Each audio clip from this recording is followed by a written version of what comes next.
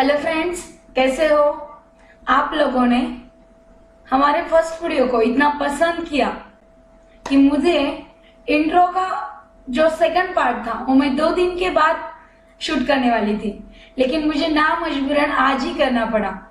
तो बहुत ही थोड़ा सा पार्ट बचा था हमारा, पर आप लोगों की वजह से मुझे और भी स्ट्रेंथ मिल गई और एनर्जी आ गई। तो चलो ठीक है, हम देखते हैं जो भी हमारा टॉपिक बचा था उसकी तरफ जाते। फर्स्ट ऑफ ऑल आप सबको धन्यवाद मेरी तरफ से।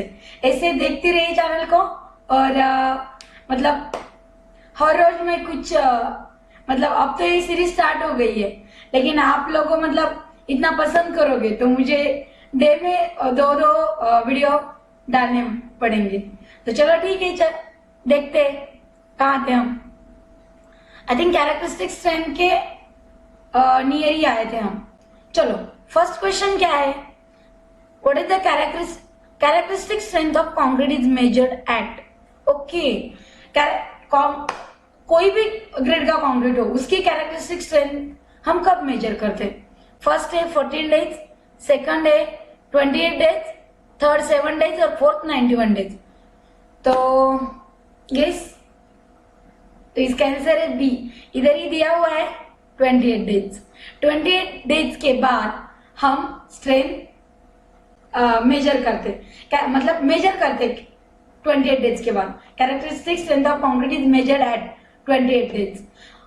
मतलब 28 डेज के बाद 100% स्ट्रेंथ मिलती है हमें। तो फर्स्ट डे में कितनी मिलती है? 16%, 3 डेज में 14% और 7 डेज में 65 और 14 डेज में 90। ओके, और तो 28 डेज में हमें मिलती है 100% स्ट्रेंथ। ओके, तो इसका आंसर हो गया हमारा। इसके नीचे जो भी लिखा है थोड़ा सा नोट में, तो उसको भी हम देखेंगे क्या दिया है। The characteristic strength of concrete is measured at 28 days. हाँ, the quantity of increase the strength with the age, it depends upon grade, type of cement, curing and environment condition. मतलब आपकी कंक्रीट की जो स्ट्रेंथ है वो किसके ऊपर depend करती है? आपका ग्रेड कौन सा है, टाइप ऑफ सीमेंट कौन सा है, curing and environmental condition. Okay, as per IS 456 design should be based on 28 days and the characteristic strength of concrete is 150 metre cube. Okay, तो आपको पहले तो मुझे ये बताओ कि what is characteristic strength. What is characteristic strength? तो आपको पता है, अगर हमारा M20 कंक्रीट है, M20, तो M मतलब क्या होता है? Mix proportion. 20 मतलब characteristic strength of concrete after 28 days. मतलब 20 डेज के बाद जो भी आपके कंक्रीट को स्ट्रेंथ मिलती है वो होती है आपकी कैरेक्टरिस्टिक स्ट्रेंथ। तो इसके लिए हम कितने साइज का मॉडल लेते हैं या क्यूब लेते हैं? 150 mm into 150 into 150 cube size. Okay, तो ये भी क्वेश्चन आ सकता है आपको, साइज ऑफ मोल्ड। तो चलो ठीक है, आगे जाते हैं सेकंड क्वेश्चन की ओर। चले, तो याद रखो क्या था हमारा question? Characteristic strength of concrete is measured at 28 days. जाए आगे। हाँ, क्या है? The characteristic strength of concrete is defined as the strength below which is not more than ... of the test result are expected to fall. ये theory हमने देखा है। देखिए कितना क्या है इसका? 5%। आंसर क्या है? 5%। मतलब क्या बताया था मैंने आपको? अगर देखो कोई भी आपको परसेंटेज निकालना है तो आप 100 को अज्यूम करेंगे। देखो 28 डेज के बाद कितनी स्ट्रेंथ होती है? 100। तो वो क्या बोल रहे हो? The characteristic strength of concrete is defined as strength below which is not more than 5%। मतलब which is not more than 5% of the test result are expected to fall. आपकी जो भी स्ट्रेंथ है वो 5% से ज्यादा कम नहीं होनी चाहिए, अदरवाइज वो जो रिजल्ट है आपका वो फेल हो जाएगा। मतलब अगर 100 suppose for example M100 okay, तो इसकी कैरेक्टरिस्टिक स्ट्रेंथ क्या होगी 100। तो इस डेफिनेशन के हिसाब से वो स्ट्रेंथ कितनी आई तो भी चलेगा 95% आएगी। तो अब मैंने पूरा 100 को कंसिडर किया है। अगर आपका क्यूब 25 होगा तो आप क्या करेंगे 25 का 5% यानी कि क्या आएगा वो 23 पॉइंट समथिंग, तो इतनी आई तो आपका आंसर करेक्ट है। उस दिन मुझे लगता है मैंने कुछ आपको गलत बताया था, या फिर वो फर्स्ट वाला वीडियो देख के आपका कंसेप्ट क्लियर कीजिए। ये जो अभी है वो मतलब वही सही डेफिनेशन है। अगर आप M30 ले रहे हो तो 30 इंटू 500 उस ग्रेड के 5% ले लो। ओके, तो चलो आगे। हाँ दिया है, नीचे डेफिनेशन दिया है। दिया है उन्होंने, the strength of material below which is not more than 5%,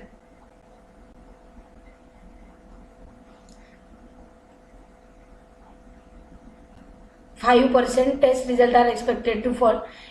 ये बहुत ही ज्यादा, हाँ the strength of material below which is not more than 5%, the test result are expected to fall is known as characteristic strength। तो आपको समझ गया। चले आगे। Okay, what is the question? पहले क्वेश्चन रीड करते हैं।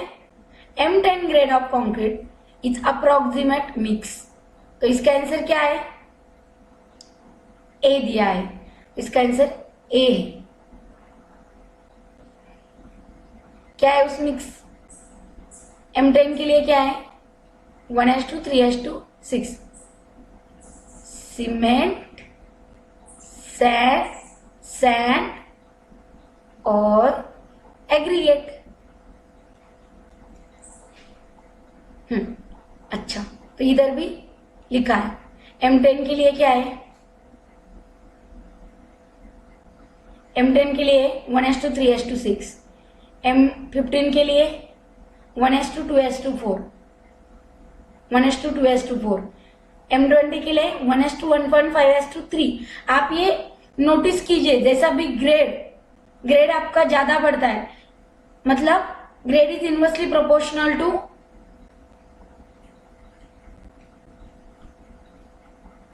Mix proportion. मतलब जैसे भी आपका ग्रेड कम होगा वैसा आपका जो प्रोपोर्शन का परसेंटेज है वो बढ़ेगा। इसीलिए मैंने बोला grade is inversely proportional to mix proportion. Grade आपका लो होगा तो मिक्स प्रोपोर्शन की वैल्यू ज्यादा होगी।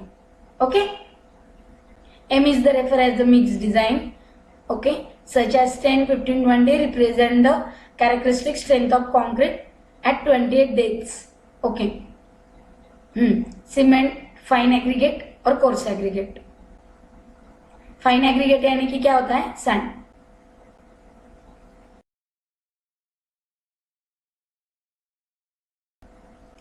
तो चलो स्टूडेंट आगे की क्वेश्चन की ओर जाते हैं। क्या है? According to IS 456 number of grades of concrete mix is, कितने ग्रेड है? तो आंसर तो दिया हुआ है इधर, कितने ग्रेड्स है आपको आंसर दिखता है, इसीलिए आप इजीली बोल पाओगे, लेकिन ऐसा नहीं है, और भी एक आंसर है इसका। तो इधर तो आप 6 बोलोगे कि 6 है, तो चलो मैं थोड़ा और लुक कर देती हूँ आपको। देखो इसके 3 टाइप्स है, ऑर्डिनरी, स्टैंडर्ड और हाई स्ट्रेंथ। ऑर्डिनरी में 3 ग्रेड आते हैं, कौन कौन से? M10, M15, और M20। स्टैंडर्ड में कितने आते हैं? 7। M25 to M55। और हाई स्ट्रेंथ में M60 to M80।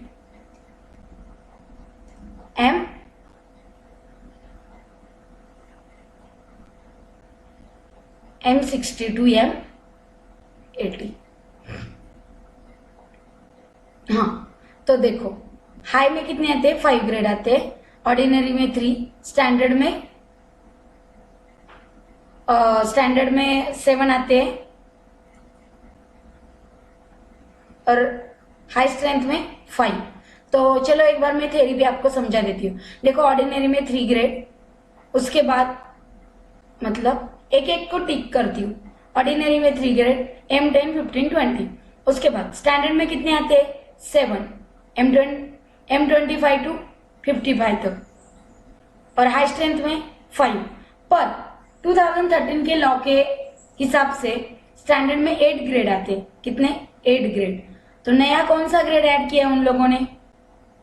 M60 add किया हुआ है, M60। तो याद रखो इधर 8 ऑप्शन नहीं था इसलिए हमने 7 किया, पर इसका एक्चुअल आंसर क्या है? 8, क्योंकि M60 बढ़ गया है इसमें। तो चलो स्टूडेंट नेक्स्ट क्वेश्चन के पास। हाँ, इधर नोट भी दिया है आपको। ओके, क्या है क्वेश्चन आपका? Mild steel use in RCC structure conforms to. Okay, तो माइल्ड स्टील के लिए कौन सा आईएस कोड लगता है हमें? माइल्ड स्टील के लिए कौन से स्टील के लिए? Mild steel. तो IS 432। और ये बाकी के भी बताती हूँ कौन सा IS किसके लिए, पर उसके पहले हम माइल्ड स्टील के बारे में जानेंगे। Mild steel very very important. FE और FY 250 मतलब characteristic strength of steel. Characteristic मैं शॉर्ट में जितना मुझसे होता है उतना देने की कोशिश कर रही हूँ। कैरेक्टरिस्टिक स्ट्रेंथ ऑफ स्टील कितनी होती है उसकी? 250। और इसमें कार्बन कंटेंट क्या होता है माइल्ड स्टील में? पता है आपको कार्बन कंटेंट और स्टील का क्या रिलेशन है? तो चलो बता देती हूँ। कार्बन कंटेंट इज क्या है? Carbon content is inversely proportional to strength. मतलब अगर कार्बन कंटेंट आपका बढ़ेगा तो आपकी स्ट्रेंथ क्या होगी? कम होगी। ओके, जैसे कि माइल्ड स्टील में जो परसेंटेज है कार्बन कंटेंट का वो कितना होता है? 0.23 टू 0.25। तो कार्बन कंटेंट की वजह से क्या होता है समझने की कोशिश करो। कार्बन कंटेंट की वजह से क्या होता है? आपकी स्टील के ऊपर येलो कलर का लेयर ये होता है, फॉर्म होता है, और उस लेयर की वजह से आपकी स्टील की जो स्ट्रेंथ है वो कम होती है। तो अगर आप सोचेंगे टॉर स्टील पता है आपको, जो हम उसको FY 415 और 500 मतलब HYSD स्टील बोलते हैं, हाई यील्ड स्ट्रेंथ डिफॉर्मेशन। उसमें कार्बन कंटेंट क्या होता है? लेस होता है as compare to mild steel. तो याद रखो HYSD में कार्बन कंटेंट लेस होता है as compare to mild steel. Okay, तो माइल्ड स्टील के लिए हम कौन सा आईएस कोड यूज करते हैं? IS 435। ओके, नीचे जो भी दिए हम देखेंगे। Mild steel use to tensile steel bar. Okay, देखो इधर लिखा है माइल्ड स्टील के लिए 435, हाई स्ट्रेंथ के लिए 1786। बहुत ही इजी है स्टूडेंट है। हार्ड ड्रॉन स्टील वायर के लिए 1566 और स्ट्रक्चरल स्टील के लिए 2062। ओके, याद रखो एक इसके लिए है स्ट्रक्चरल स्टील के लिए 2062। इधर लिख के ले लू क्या? दे दू क्या शॉर्ट में? देखो याद रखो MS के लिए IS 432, HYSD के लिए 1786, हार्ड ड्रॉन के लिए hard drawn steel wire 1566 IS और स्ट्रक्चरल स्टील ग्रेड A के लिए दिस।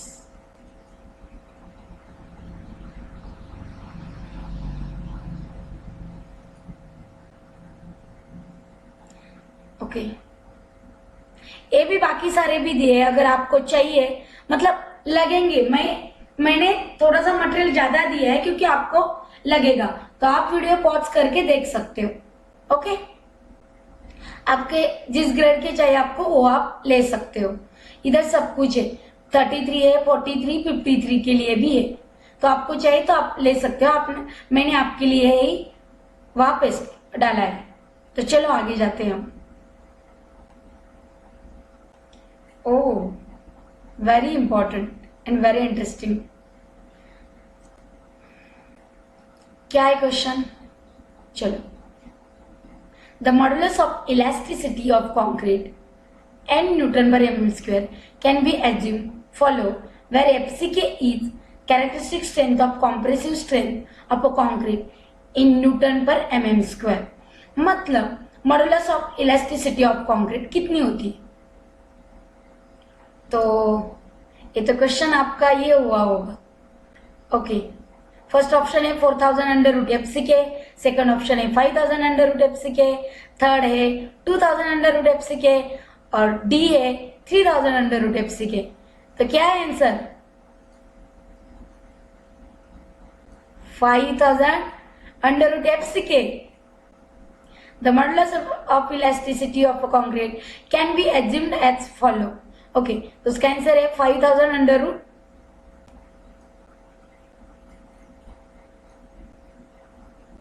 तो उसका आंसर है 5000 अंडर रूट FCK। FCK यानी कि कैरेक्टरिस्टिक स्ट्रेंथ ऑफ,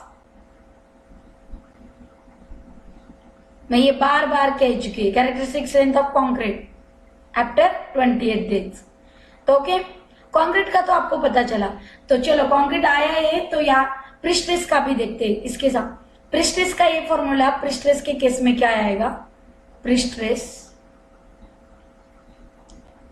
के केस में आएगा 5700 अंडर रूट FCK। आप लिख के ले लो, कॉन्क्रीट के लिए कितना है 5000 अंडर रूट FCK और प्रिस्ट्रेस के लिए कितना है 5700 अंडर रूट FCK। प्रिस्ट्रेस के लिए ज्यादा है। अब बात निकली है प्रिस्ट्रेस की, तो चलो प्रिस्ट्रेस को जो हम स्टील वायर यूज करते हैं उसका डायमीटर कितना होना चाहिए? 1.5 to 8। 1.5 से कम नहीं होना चाहिए, 8 डायमीटर से ज्यादा नहीं होना चाहिए। और प्रिस्ट्रेस के लिए IS कौन सा यूज करते हो आप? IS 1343।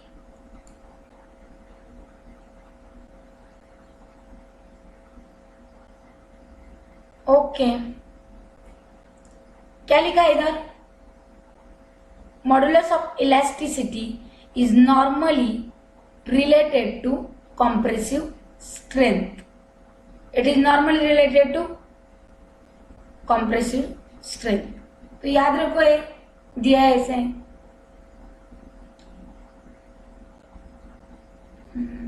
ओके, चले आगे।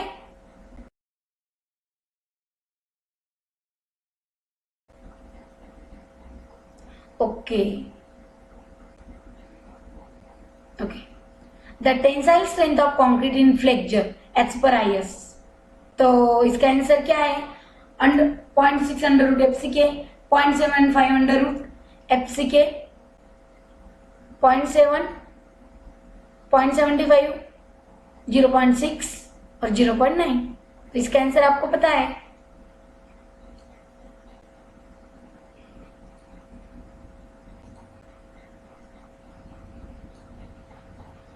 0.7 under root FCK, modulus of rupture। FCK characteristic strength of concrete after 28 days।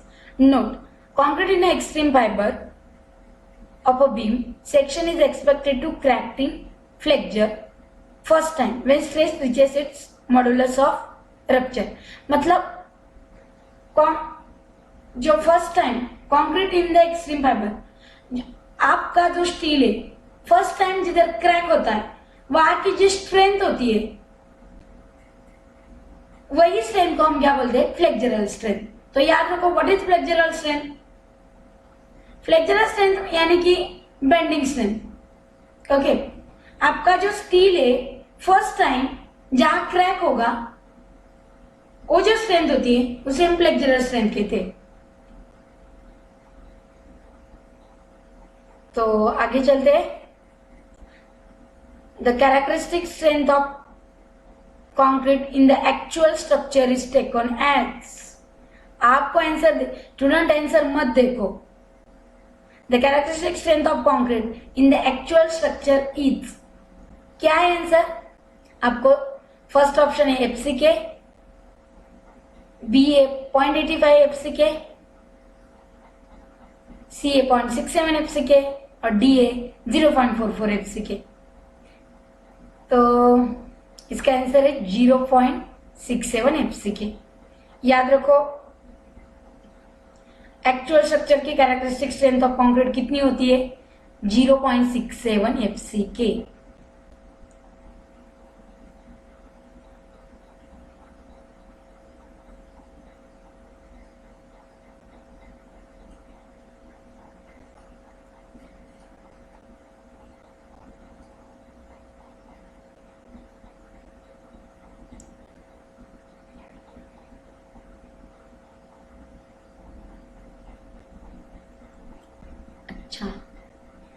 अच्छा, ये फर्स्ट स्लाइड में हुआ था, मैं मतलब फर्स्ट लेक्चर में लिया था मैंने, तो भी अभी फिर से लेते।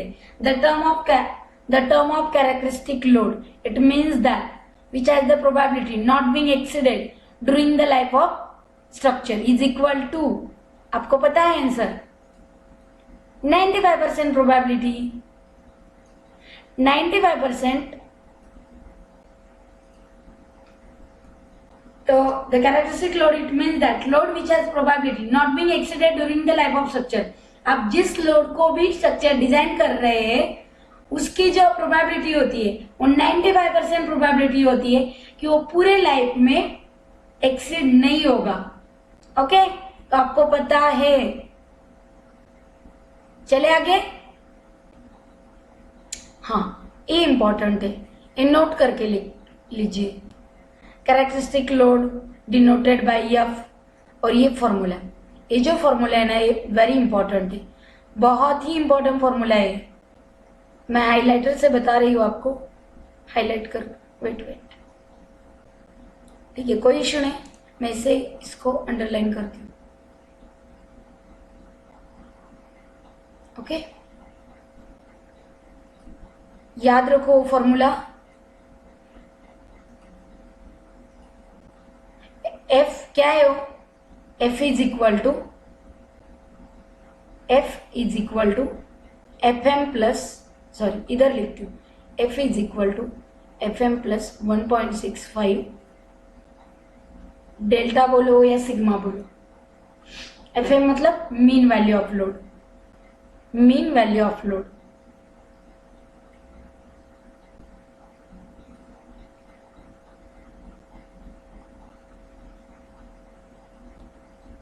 Okay, next, the unit weight of RCC in kg per meter cube is, तो क्या है?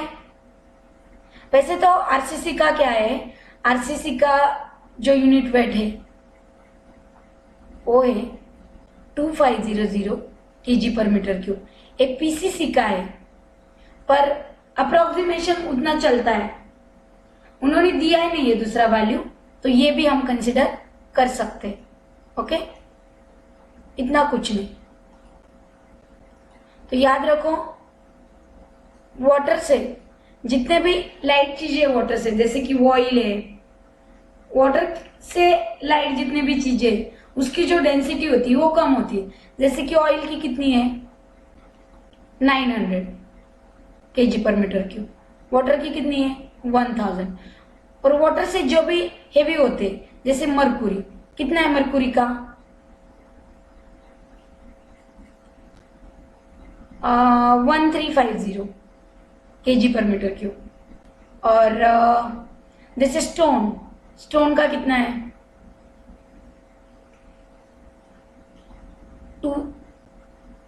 2800 kg पर मीटर क्यूब। तो याद रखो, हम वैसे इमेजिन कर मतलब थोड़ा सा ये अंदाज लगाकर भी आंसर दे सकते हैं। वाटर से जो लाइट चीजें, जैसे कि मैंने बताया ऑयल है, तो ऑयल की हमने कितनी ली 900, मतलब वाटर को स्टैंडर्ड मानना है 1000, और जो लाइट चीजें उसकी डेंसिटी कम होगी और जो हेवी है उसकी डेंसिटी ज्यादा होगी, सिंपल। तो अच्छा दिया है, unit weight is dependence weight of material per unit value, right. Weight of material per value, मतलब gamma is equal to weight upon value. Gamma मतलब यूनिट वेट। पीसीसी का कितना है को बता, आप लिख के ले लो, ये सब कुछ लिख के ले लो, ऐसा याद नहीं रहेगा। पीसीसी का 2400 है, आरसीसी का 2500 है। ओके, तो इन्होंने भी मोस्ट अप्रोप्रिएट ऑप्शन कोई सी बोला है, हाँ राइट। वैसे तो 2500 है, लेकिन अब क्या करें, दिया ही नहीं है तो ठीक है स्टूडेंट। तो इतने ही क्वेश्चन थे, हमारा जो भी पार्ट बचा था उसमें मैंने मतलब जो छूट गए थे मुझसे, तो मैंने उसका पार्ट 2 बनाया। तो हम कल से नेक्स्ट टॉपिक स्टार्ट करेंगे, सिंगली रेनफोर्स सेक्शन, और उसके ऊपर थोड़ा थ्योरी थोड़ा एमसीक्यू, ऐसे हम अप टिल फुटिंग तक जाएंगे। तो आप मतलब, और ये वीडियो आपको मॉर्निंग को ही आएगा, तो आप कोशिश करो कि आप मॉर्निंग में ही देखिए, क्योंकि मॉर्निंग में क्या होता है, एटमॉस्फेयर भी फ्रेश रहता है और आपका ब्रेन, आपके ब्रेन की कैपेसिटी भी वो मतलब ज्यादा लेता है वो, तो सुबह सुबह अच्छा रहता है। तो चलो ठीक है, अगर आपको मतलब व्हिडिओ पसंद, तुम्हाला जर व्हिडिओ आवडला असेल तर लाईक करा, समजलं असेल तर सबस्क्राईब करा, ओके, आणि नसेल आवडला तर डिसलाईक करा, ओके चालेल। आता भेटूया आपण नेक्स्ट लेक्चरला, नेक्स्ट टॉपिक घेऊन, ओके। तोपर्यंत अभ्यास करा।